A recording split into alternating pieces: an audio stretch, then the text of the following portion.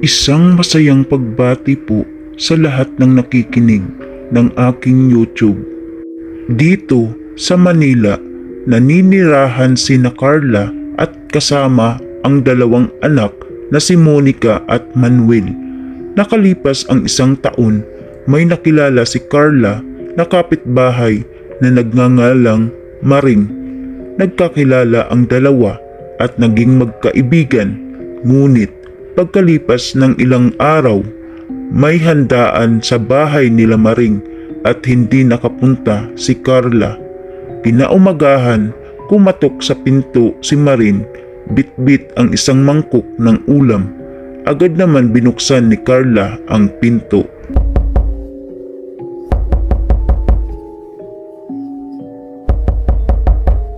Sandali lang. Andyan na. Sino kaya itong kumakatok? Maring, ikaw pala. Oo. Mabuti naman at pinagbuksan mo ako ng pinto, Carla. Bakit hindi nga pala kayo pumunta sa bahay kahapon? Oo. Pasensya ka na, Maring. Marami lang kasi akong ginagawa kaya hindi na kami nakapunta sa bahay mo kahapon. Well, okay lang, Carla. Ito, may dala akong ulam. Pasok ka muna sa loob ng bahay, Maring. Salamat sa dala mong ulam, ha? Ano ka ba? Wala yan.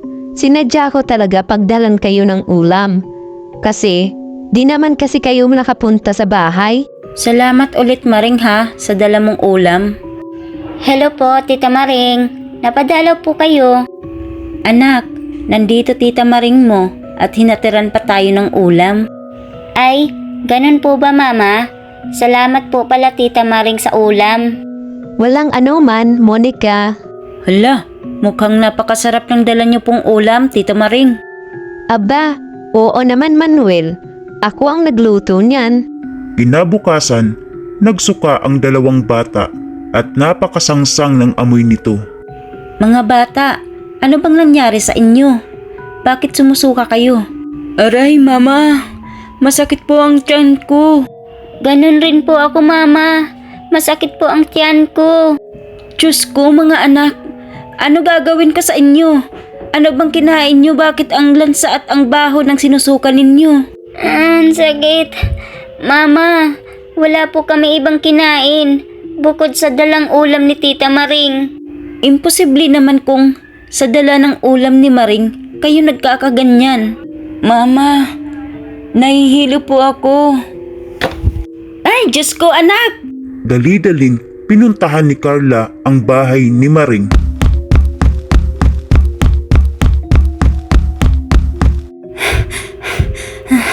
Maring, buksan mo itong pinto!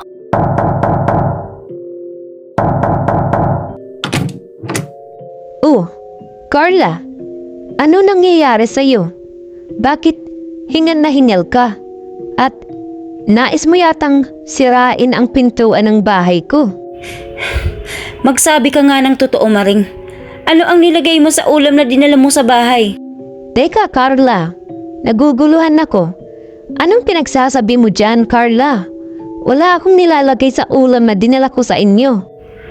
Kung wala, bakit nagsusok ang mga anak ko? Wala silang ibang kinain bukod sa ulam na dinala mo. At bakit ako ang pinagbibintangan mo, Carla? Porke ba nagdala ako ng pagkain at nataon na nagsuka ang mga anak mo? Ako na ang may kasalanan dito? Hindi naman sa ganun, Maring. Pero, sino pa ba ang ibang makakaalam kung anong nasa pagkain kundi ikaw na nagdala nito? Carla, anong klaseng kaibigan ka? Ako pa talaga ang pagbibintangan mo? Ako pa mismo ang nagluto at nagdala ng ulam sa inyo ng buong puso. Pero, wala namang ibang kinain ang mga anak ko. At kung nakita mo lang ang hitsura ng mga bata, nangingitim na ang mga labi at kung anong klaseng amoy ang sinusuka nila. Ano, Carla? Nababaliw ka na ba? Baka naman sadyang masilan lang ang mga anak mo. Napansin ni Carla ang kakaibang tingin ni Maring. Parang nag-iba ang anyo nito. Tila may kakaibang kislap sa kanyang mga mata. Bigla niyang naalala ang mga usap-usapan tungkol kay Maring na may lahi itong mangkukulam.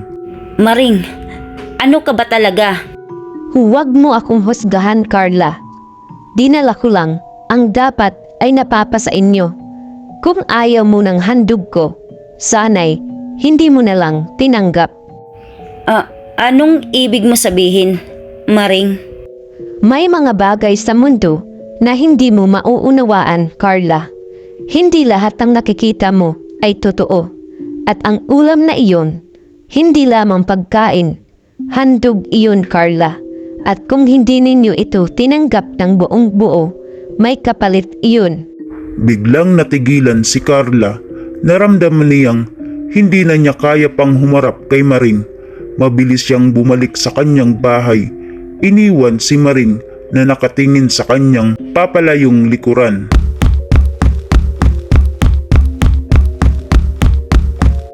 Pagbalik ni Carla, dinatnan niyang nakahandusay ang kanyang mga anak sa sahig.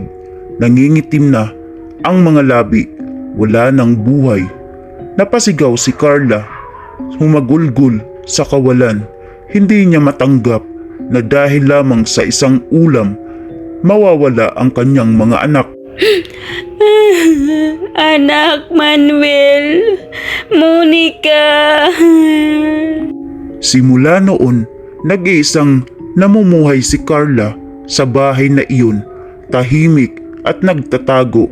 Sa tuwing may dumarating na pagkain mula sa mga kapitbahay, hindi na niya ito tinatanggap.